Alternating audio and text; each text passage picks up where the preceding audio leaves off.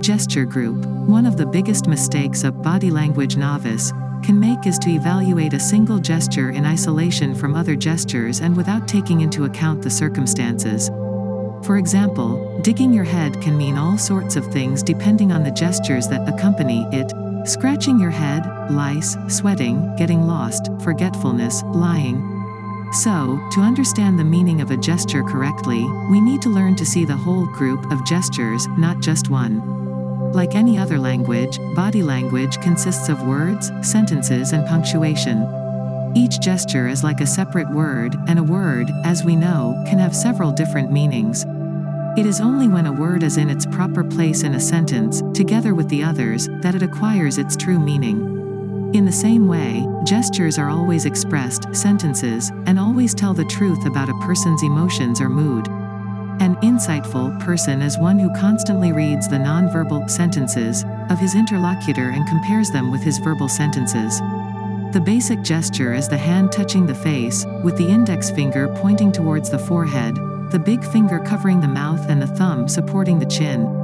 Additional gestures indicating that the listener is critical of the speaker are the foot on the foot gesture and the hand placed across the body, defensive position. His head and chin are tilted downwards, hostility.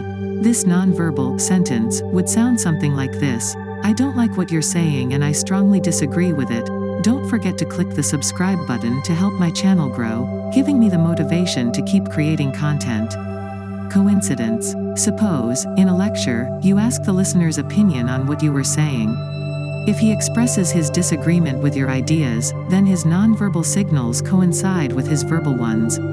But if he expresses his admiration for what you have said, it would be obvious that he is not telling the truth, because in that case, his verbal and sign language would be contradictory. Studies show that nonverbal signals have about 5 times the impact of verbal signals, and when they conflict, people tend to rely on the nonverbal channel, ignoring the verbal information they receive. It is not uncommon to see a politician standing on the platform with his arms crossed on his chest, defensive posture, his chin down, critical or hostile stance, and speaking about how receptive and open he is to new ideas from young politicians. Or he may try to convince the audience of his warm and human attitude by occasionally crossing his hand nervously over the console. Sigmund Freud once had a patient who, in the words of expressing satisfaction with her family relationship, but at the same time unconsciously waving her wedding ring on her finger.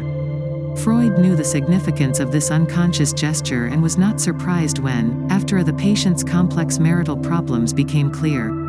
Thus, in order to interpret body language correctly, it is necessary to observe not only the groups of gestures, but also their correspondence to the content of the verbal information. In the next episode, we will touch on many interesting topics. See you soon.